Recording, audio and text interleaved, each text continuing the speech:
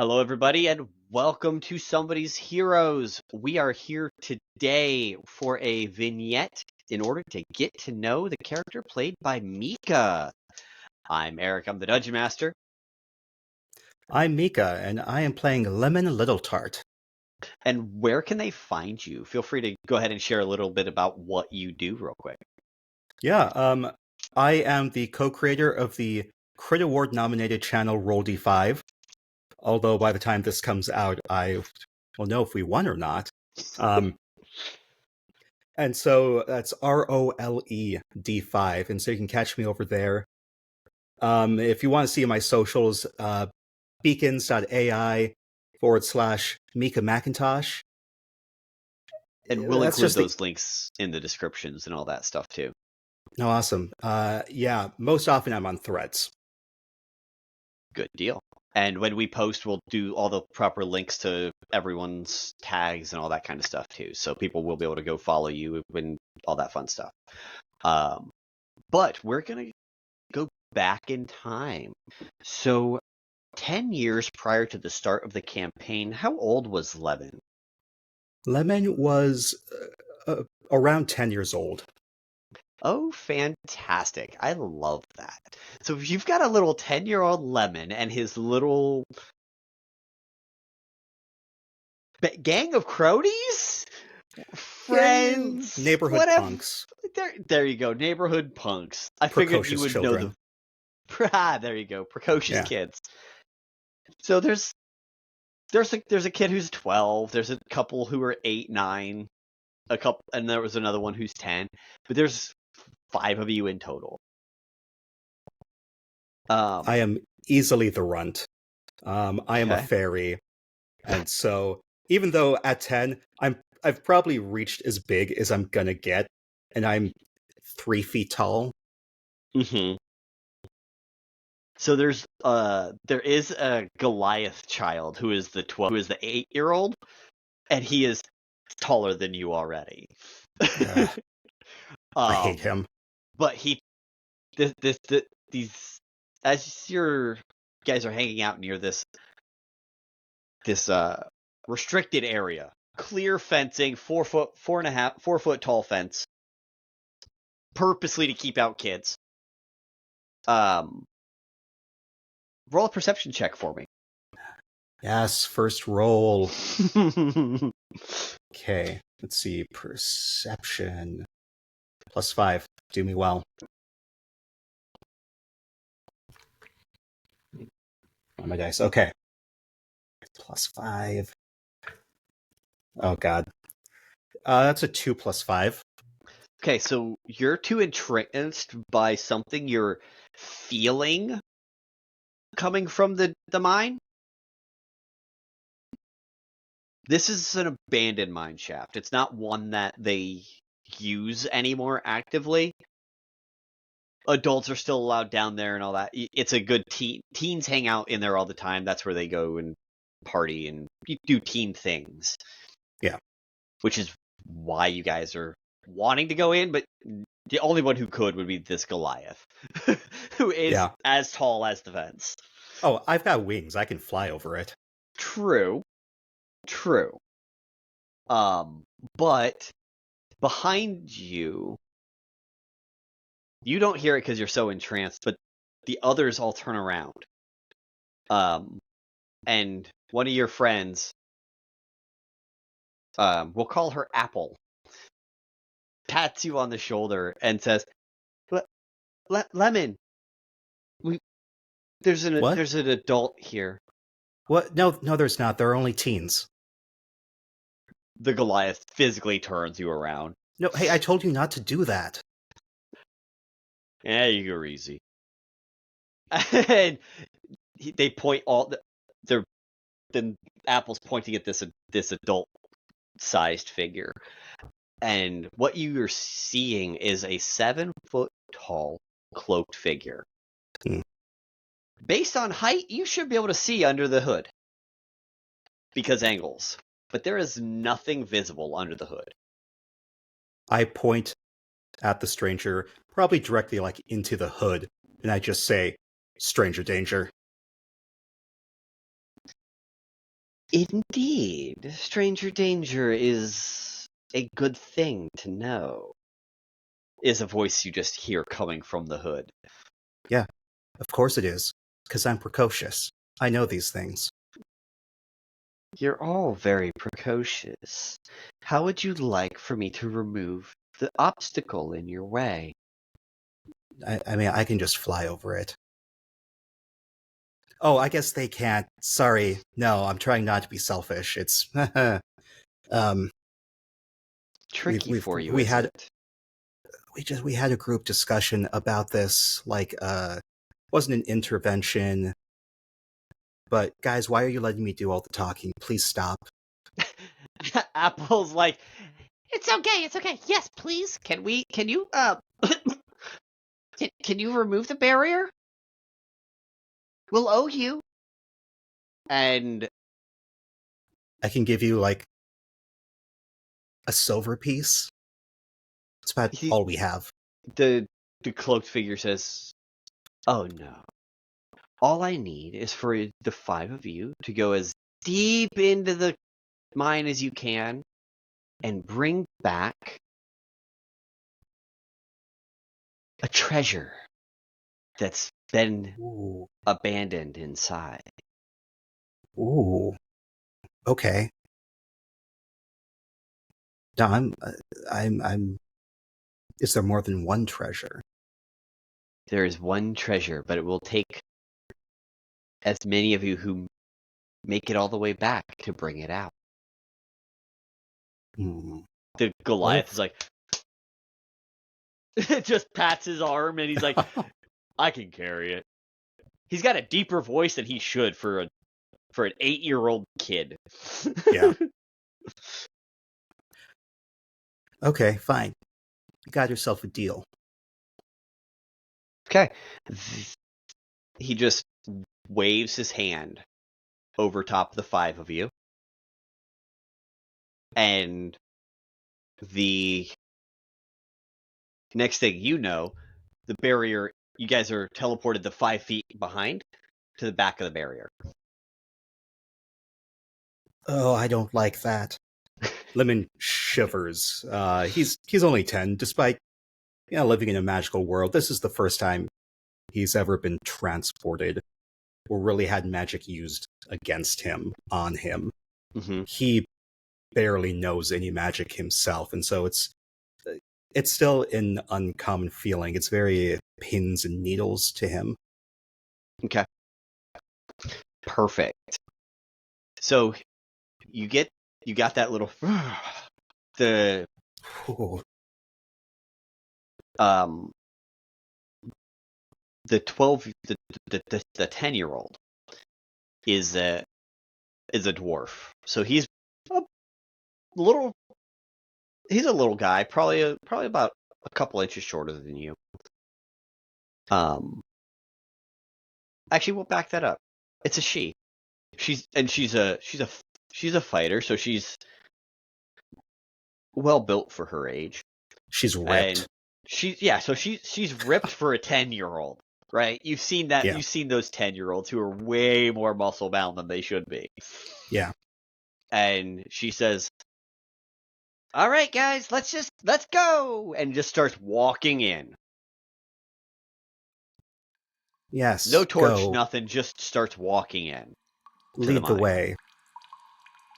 Good, I didn't want to be first. What if there are traps or something? I'm muttering this to myself.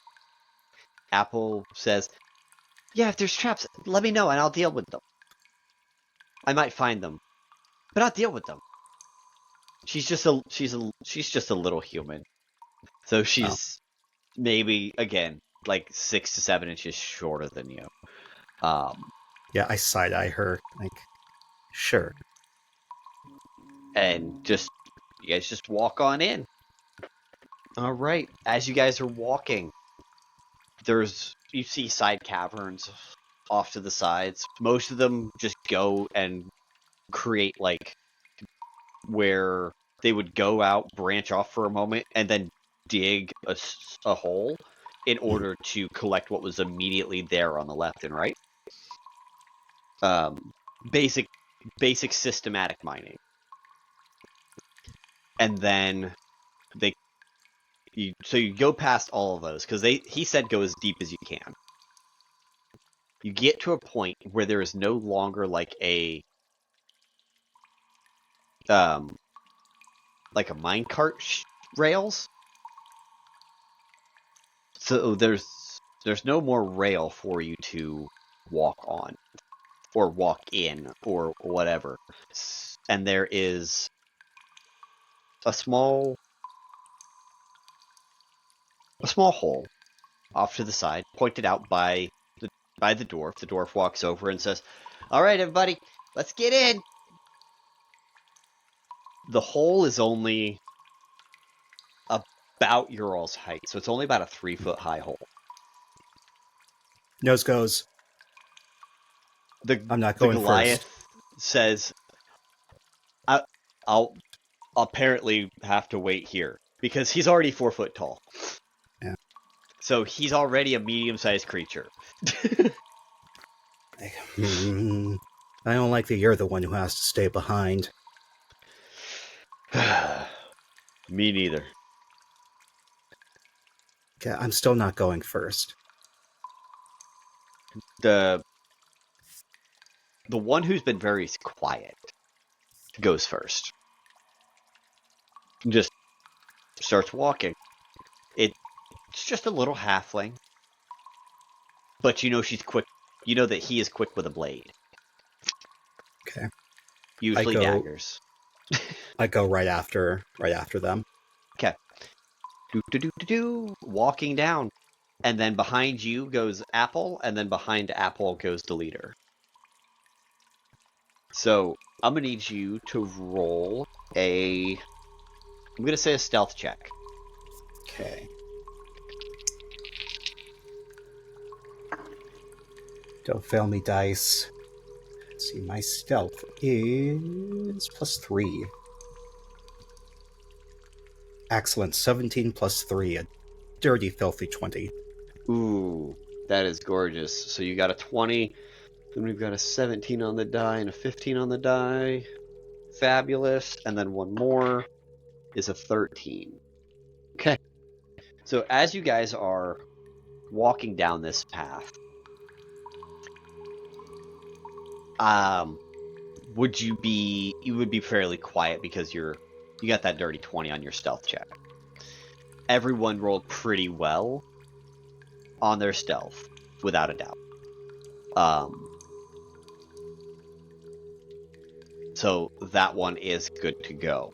So you guys are still being quiet. Not a problem. Everyone is purposely maintaining hushed voices. You hear from the back, the leader says, "Shh, quiet. We gotta be quiet." Speaks up a little louder than everybody else because they're trying to tell you what to do because they're the leader. Yeah. I turn around and glare at them. Put my finger to my lips. Fantastic. Do we have a light source? Because I do not have dark vision. The leader didn't bring a torch. Well, that's unfortunate. None of us have a torch, so I just have to rely on someone's dark vision. Uh-huh. And God. now, the one in front's a halfling, the one behind you is a human, and you. And I know dark vision, the dwarf has dark vision in the back. Halflings, I'm trying to remember if they do real quick or not. I don't think they do. I don't think they do either. Why did we make this decision? Why did I not choose a light cantrip, knowing I was going into this? I mean, you did know. So, I mean, that's a thing. Yeah, so that was all me. That was all you. I just didn't think. They do not have it. That is amazing. I love it. Okay, so they're just walking. You're the worst. I'm gonna need all the dark vision people to roll a dex saving throw. I mean, the dark vision less people. So you and the one in front of you and the one behind you. That's a 10 + 3, 13. Okay. So you trip a little bit and fall. But the other two are perfectly fine. Hell, the halfling rolled a nat 20. Fucking beautiful rolls. Amazing. And as you guys keep going, roll a perception check for me. Just you. Okay. That is a 15 plus 5, 16 plus 5, 21. 21. All right. So you've only got about 5 to 10 feet of distance of vision right now, because you're in that like dark vision of I can see the person in front of me, and if I turn around, the person behind me. You turn around to check on the people behind you, and either your dwarf friend is gone, or they are just outside your vision. It's super hard to tell. Because could they be there just beyond your sight? You don't know. And then you do hear a light buzzing up ahead. Like zzz, Okay. zzz. This is worrisome. And then I keep going forward. right, I there's reach not out much. ahead to see if the halfling is in front of me. They are. You visually Okay. saw them when Okay. when you tripped, you fell. You saw them as you tripped, and then then Apple was right there behind you as well. She even managed to help you up, and so the three of you just keep walking. Let's go ahead and do, as you keep walking, you have a choice of left or right. The halfling asks you, Lemon, which way? Left. You always go left. Okay, if we go left, we won't get lost. Left is not lost. Wait, or is left lost? Not lost. Like if you're Left is in... not lost, okay. If... Because I read a book about this. Thank you. If you touch the left side, like if you're in a maze, you just keep going, and eventually you'll get out. Or get to the center, or... Okay, it wasn't a book, it was an article. It wasn't really an article, it was like on a candy wrapper. But like, it was... I trust it. I think it makes sense. It's like a 50-50 shot. Okay, I trust you, no problem. She immediately puts her... I think the halfling was a he, sorry. He immediately puts his hand on the side and turns left and just keeps walking.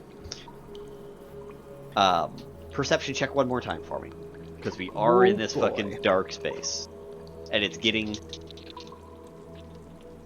That is a 12 plus 5, 17. Okay. Wow, my lemon dice are... Actual lemon dice. Yeah. The lemons inside are doing me good. Doing me well. Good deal. All right, so the halfling, perfectly fine. You can see them without any issue. But when you go to turn around and look for Apple, you don't see her.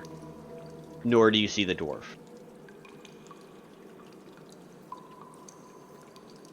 I don't like this. The buzzing is getting louder as you guys go in. I try and hoarsely whisper behind me, you know, like, Apple. Apple. I'm too afraid to go any louder, like, despite the buzzing. Like, the buzzing's drowning me out, but I don't want to be louder, so I'm in this like little conundrum, like, I don't know what to do. Apple can't hear you. Or you get no response from Apple. Oh, this is a horror film. This is a horror movie. I don't like horror movies. I'm not allowed to watch them. I'm too young. So, all right. There's a choice of straight or left. The halfling starts going straight. You said... oh, wait. I said straight or left, so he goes left. I'm sorry. Okay. I forgot your advice for a second, and I thought my brain said straight or right, but my words said straight or left. So we'll go with what I said. So you guys go left, take Yes. another left, walks down, and at this point the tunnel starts to actually go in a downhill manner towards the bottom of the floating island of Tauliba. Lemon feels pretty pleased with himself. He figures, buried treasure, of course it would be deeper down. Mm-hmm. He's patting himself on the back. Okay. Perception check one more time after another roughly hour or so. Because again, we're still in the darkness. 14 plus 5, 19. Alright. Dang, I'm rolling well. This is really not going to bode are. well for me in the future. Like, the second half, like, when it's really going to count, I'm going to roll a bunch of nat ones. I feel it in my soul.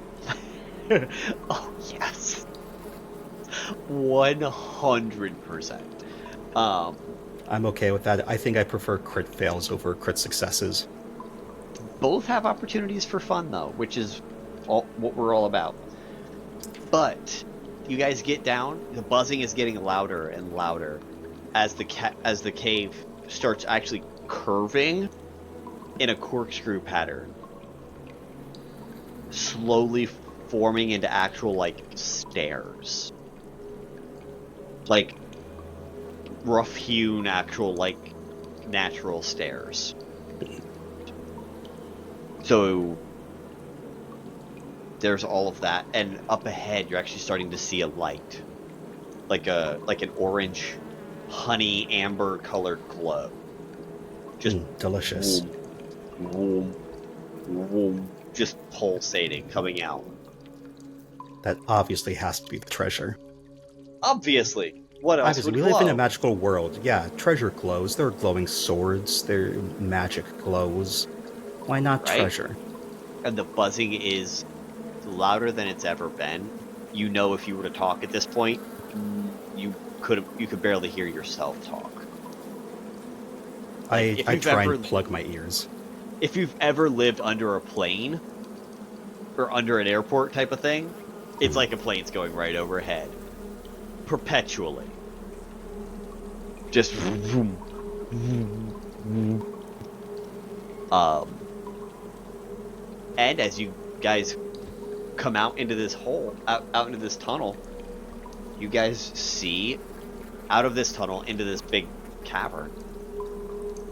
It is about 60 feet high.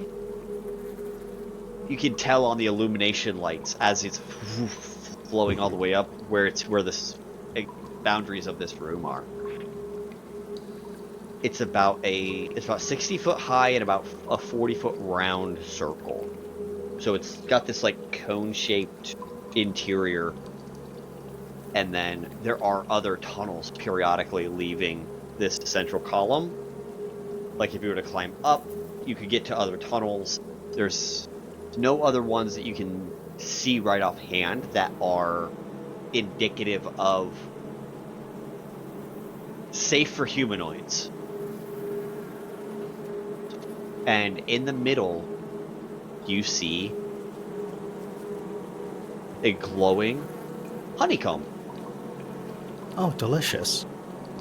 It looks like a honeycomb that has been crystallized. And it's on top of a man-made pillar. Like it's not made of the rock below. This is actually constructed. Oh, okay. So it was constructed, placed here, and the honeycomb put on top. And you still hear the buzzing, but you don't see the source of the buzzing. I look around to see if I can see the other two. Apple, the dwarf. Go right ahead. Roll a perception check for me. That is a 7 plus 5. 12. 12? Let me let your halfling get one too, because one of your friends made it all the way. Nope. They rolled a 3 on the die. He is too entranced and walking closer to touch the thing. Oof. So I try and smack his hand out of the way. okay, you can definitely get to him before he can get to it. So you're good there. He might be a little bit of a. He might have a level of bro. He's that kid. I guess he can't hear me if I try to speak to him because the buzzing is so loud. So you can try, but the odds are slim. I'm just gonna make an X, shake my head like. He gives you a thumbs up and a big, like, cheesy smile. God, I hate him. You know his name to be Biscuit. God, I hate you, Biscuit. You guys are your gang of precocious kids are the foodies. Yeah. All of you have a food theme named. I say I hate them. I don't. But like, I'm a precocious child, of course. Like, ew, emotions are gross. Why would I like you? No, like, I'm too cool. Mm-hmm. Yep. So, Biscuit understands, and he puts up the X and smiles to let you know as well. He understands what you're saying. I'm going to stretch out my wings and then fly up and kind of carefully fly around to see what I can see. Okay. As you fly up, you do see on what looked from the bottom, it only looked like a ledge. Mm-hmm. But back behind the ledge, it was actually a full-on, like, cave. And in there, you see eggs. Like, very large bee or wasp eggs. Yeah, I ignored those. They are clearly not the treasure. Fly up a little further. You look around again. You see another cavern that is only goes about 30 feet back. In there, you see a very large queen. Ooh, like she is about 8 or 9 feet in length, curled up like a cat. I would like to roll to see if I'm entranced by her.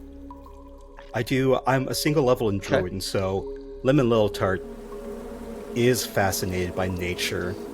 The eggs or whatever, but seeing the queen bee, I think, truly fascinates him. Mm-hmm. And I want to see if how do I have +0 in nature? What? Whatever. I'm gonna see just what would I roll for this? Because it's an intelligence roll, roll survival. Okay. Because that gives you your wisdom bonus. All right. It's +5. That's a 5 + 5, 10. So I'm gonna do something stupid and walk closer to her. He's just gonna float closer. Yes, I am mesmerized. She is gorgeous.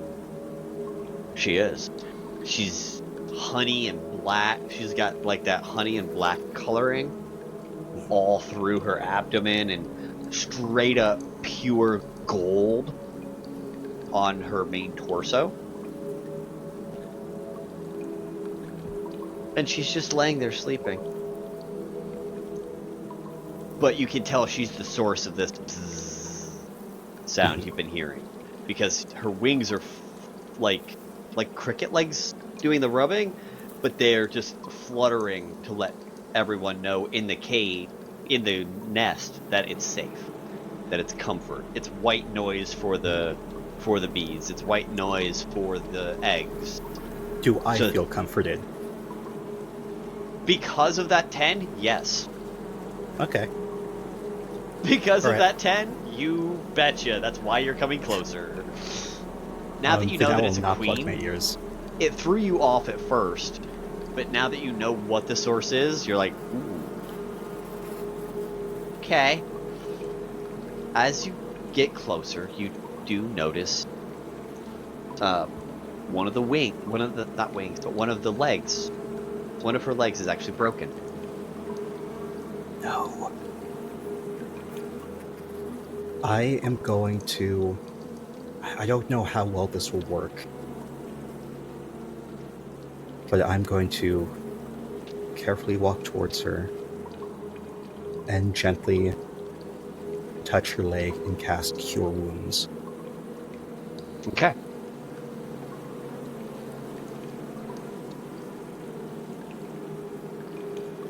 She seems to be letting you because you're another winged creature, so she's not thrown off by you. There's a soft yellowish glow coming from this. Like the main light is yellow with a little green on the outside, so it's vaguely lemon-like. Okay. And it's very brief, and then it goes down, encircling the broken leg before completely dimming, fizzling out. Okay. The leg gets reset because it was broken, but to heal properly, you gotta set the leg first. So it gets set and the skin is healed over top of it. That does not necessarily mean the leg is healed itself, but that means that she is comfortable, at least. She wakes up from the feeling of that magic and looks at you. Roll a wisdom saving throw, DC 13 for me. That, oh my gosh. That's a 4 plus 5, 9. Perfect. In this instance, for you, for story wise, it's probably better that you fail. But you could have resisted, but you let her in. You hear in your head her talking to you.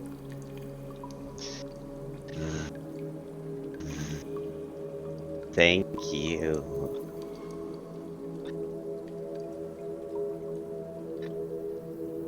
Thumbs up. The the the the others are going to be grateful that I'm still here to protect the hive. How did you break your leg?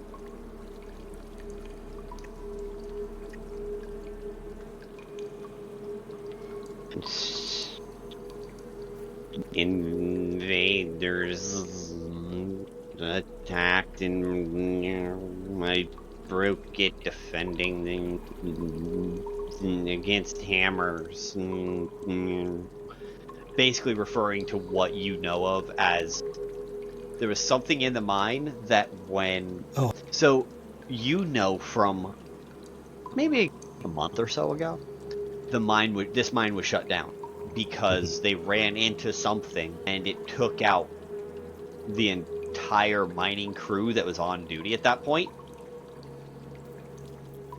who was in there with axes and hammers and all that kind of stuff dealing with mining. So her story kind of checks out for you in that vein of thought.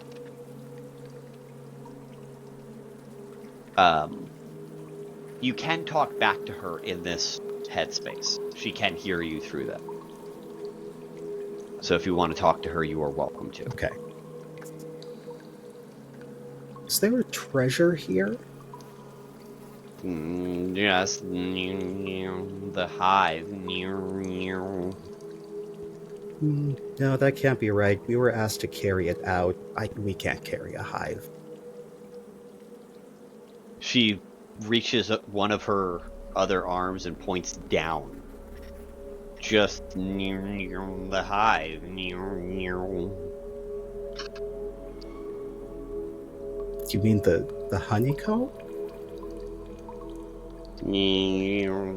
Yes. Yeah, that's still too big for us to carry out. That can't be it.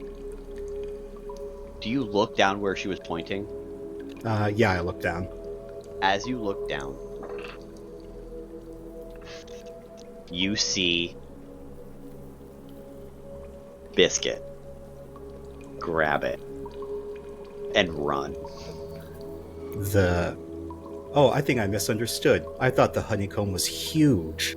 It was only about. It was okay. It was okay. big, but it's big compared to Okay. you guys. He's just like bear hugging this thing and like he's like wide step running.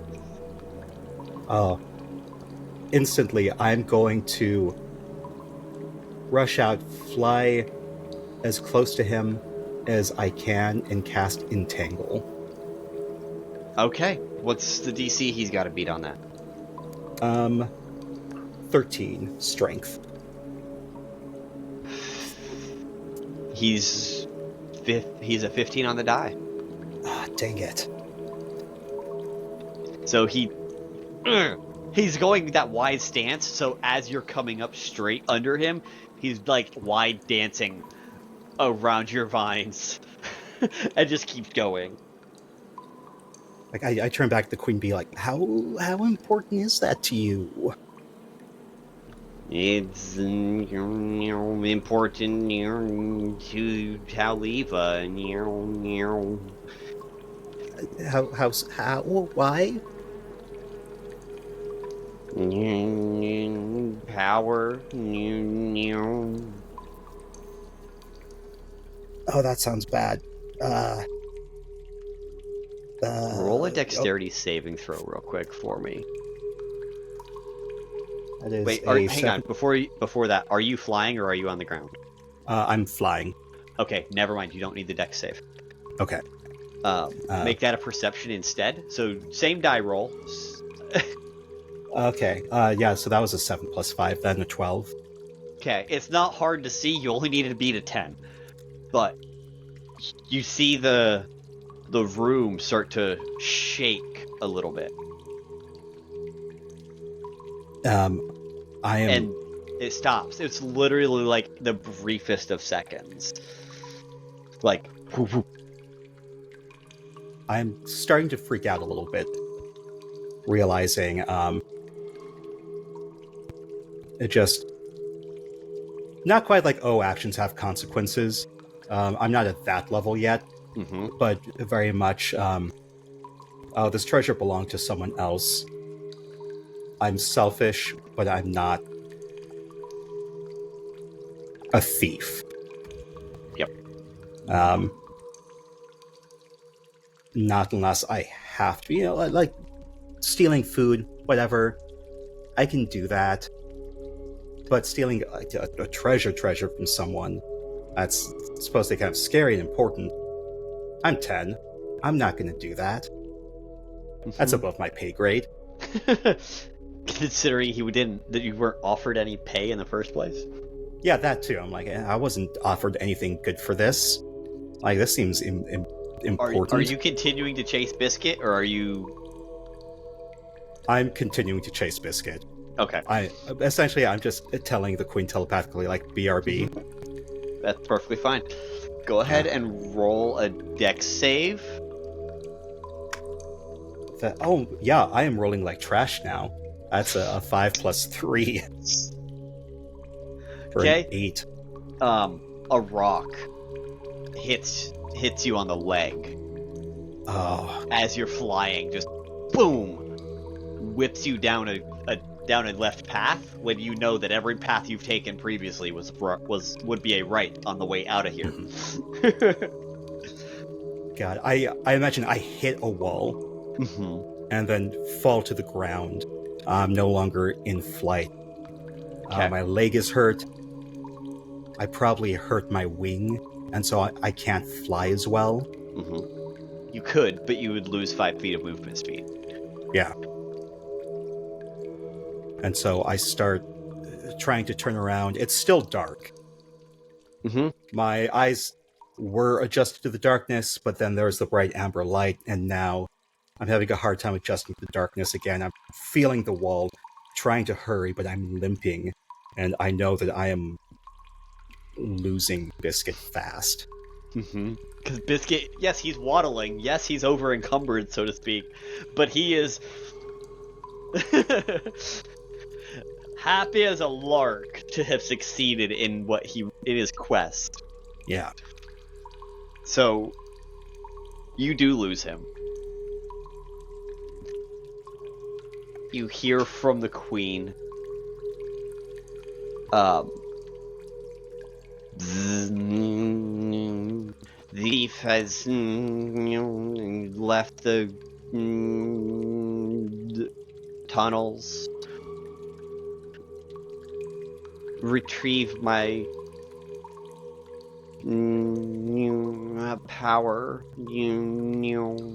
and I will give you the tools to improve yourself.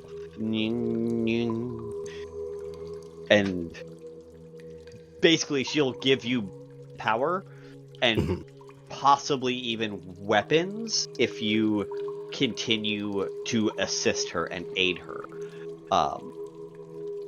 and get this thing back to her. Okay. Yeah, I'm going to push through the pain and start to go faster, I guess. I'm still running. I'm waiting for my wing to do better. I'm out of spells slots, so I can't cure wounds myself. Mm-hmm.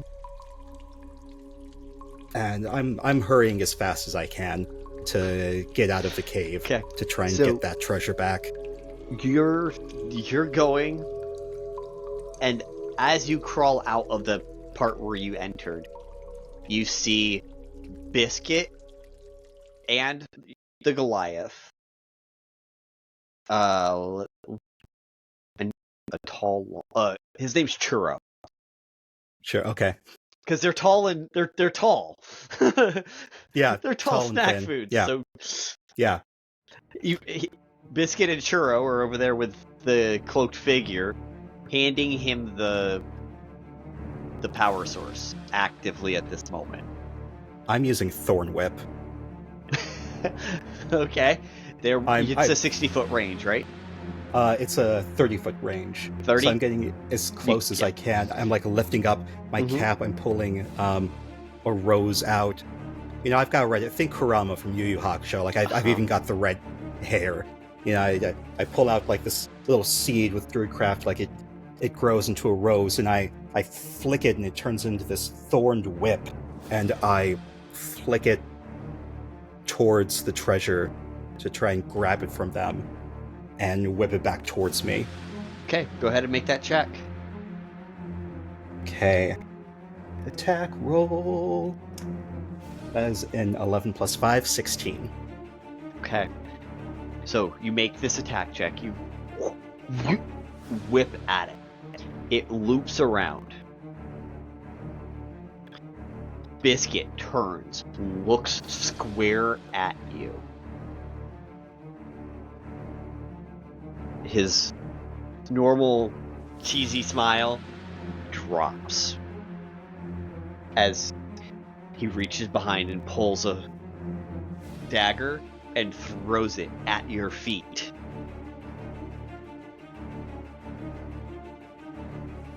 I stand my ground. In fact, I start flying up. Okay. Because you can still get up. That's not the problem. It's the speed moving forward is still going to hurt like a bitch. Yeah. Because one of your 4 wings has been wounded at this point. And the Goliath looks sharply at the at Biscuit. So Churro looks at Biscuit.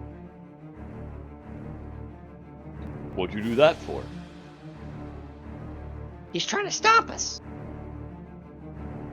Oh. Wasn't he helping? Like, Churro's obviously very, very confused. Yeah. The cloaked figure has this thing in his hands. You can tell he looks up because of the hood of the cloak moving up ever so slightly.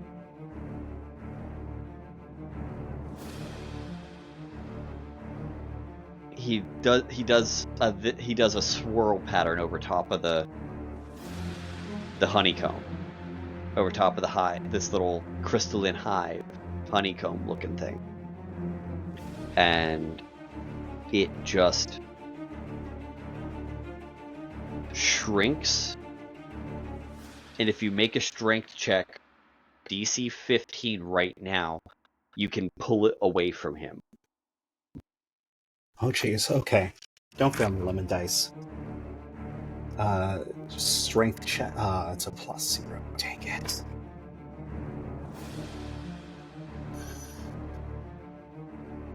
That is a natty 1.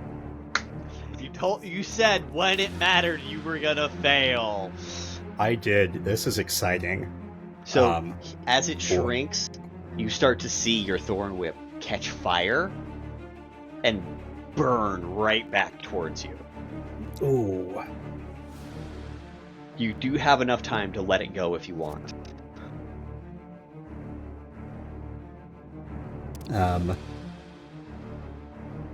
Is it still wrapped around? Technically. But it has been ignited and is now catching fire, headed down the vine whip, down your thorn whip, straight for you. Okay, and I failed the strength throw to try and rip it from him, right? You failed the strength throw to pull it away from him. With the 1, I drop it. I let go of the whip. Okay. So it just burns and ignites right up. And then I pull out another whip. If I'm allowed to. That's not too many actions. Try it again. Yeah. I pull out like another seed from my hair. Flick turns into a whip. I whip it. Whip it good, baby. Come on. It. Make that attack check. Please tell me you whip it good. I whip it good. I mean, well, let's see what the roll is. That's the real question. Awesome. 16 total. All right. You do whip it beautifully and wrap it right back around. You can do a real quick strength check because your goal right now is whip it and pull it, right? Like, get it away from him right this second. Oh, jeez. Oh my gosh, that's a 17. +0. 17 on the dice. Yes! You did get that shit. You can pull it out away from him real quick. I'm doing that. I'm pulling it. Like, after that first failure, this determination, like, no, I think we were doing a bad thing. And this dude isn't offering us enough to do a bad thing. So, yeah, flick of the wrist. I whip it good. The thorn whip wraps around the treasure. I pull my arm back. That flick. It comes towards me and I grab it. Perfect. As you do, you still technically, I'm going to say you technically still have movement. Even though we're not like in a turn-based order, you can still turn around and start running away if you choose to. Because remember, you are 30 feet away at this point. And even the little magic you know you're within range of 90% of spells at this point. Yeah. So, I'm going to run. I'm going to dash. Okay. So we're non-combat. I can't technically dash because I took my... But, But you're running as fast... You're booking it. Yeah. You're just beelining this shit right back to that fucking hole. Beelining for the beat. Hey! Thank all you. The jokes. Beer all week. Hey! Try the view. Yeah. Tip your waitress. So, as you get back to that hole...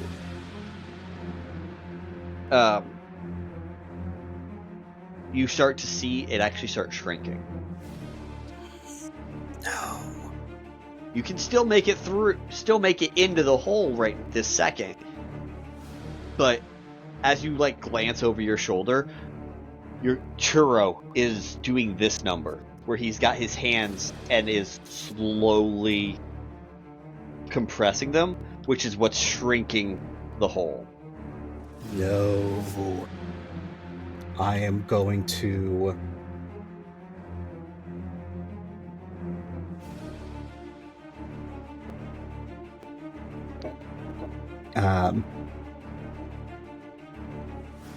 use Druidcraft, snap my fingers, and have a puff of wind, like, tickle his ear to see if that'll break his concentration. Beautiful. Let's see if that works on Churro. That's a 10 on the die. And he drops one hand, but he's still, so like part of it's still coming in, but the other side retreats back to normal. So the hole's still smaller than normal, but it's like this. So if the hole was this big to start with, he did this number. And was basically dropped it down, so you could technically still get through. Awesome. You gotta get on your hands and knees, but you can do it. I'm doing it. I'm crawling through. Beautiful. Alright, so you start just crawling through this shit. You get to the other side, you make it all the way back down to the queen. The queen at this point has kind of fluttered down to the actual pillar where the hive comb actually originally was. So she's obviously feeling some level of better. And she welcomes you back. Welcome. Did you get it? I present it to her. She takes it from you using I'm gonna call it honey magic, but she just takes some of the honey and stuff and lifts it up and puts it back down without. She doesn't touch it, but she's using magic to just orchestrate this thing back to the pillar. Yeah. I am so screwed. Huh? I am so screwed. Thank you. As promised. A small swarm of bees. About half your size. So they're dire bees. Mm-hmm. Come down and surround you as you just feel magic. Your magic strengthen as you level up to level 2. Yes. What that looks like for you, I will let you deal with. However, after these bees disappear, what does Lemon look like now with his new level? He basically looks the same.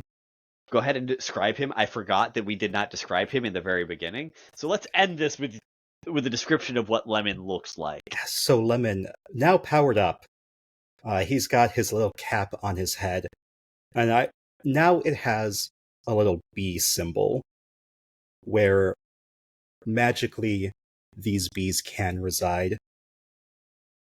Although that's something for a little down the line. It will take him a little while to really be able to control the bees and keep them from constantly surrounding him.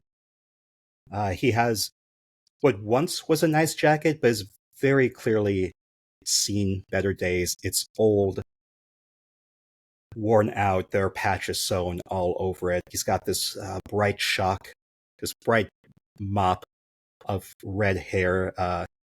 Eric, it sort of looked like your hair before you got your hair cut. Yeah, just this mane. Big mane. And he has these beautiful insectoid wings. You could say they are very similar to a bee's.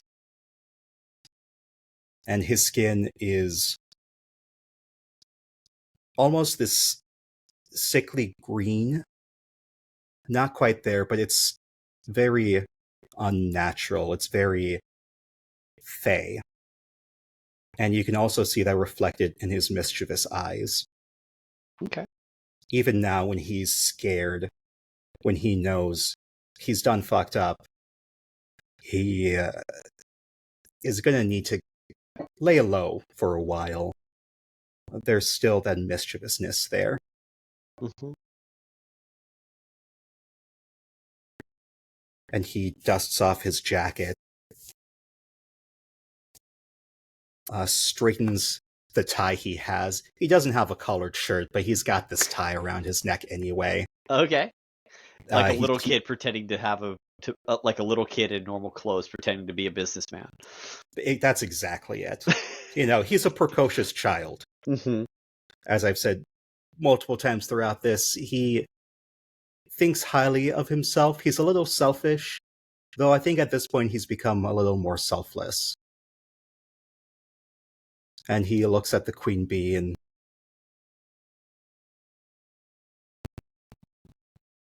I can work with this.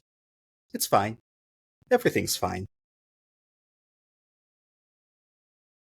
Now, the only thing left is find them and take care of the problem, so it doesn't happen again. I don't know if you've seen me, but that's above my pay grade. Time is of no consequence. And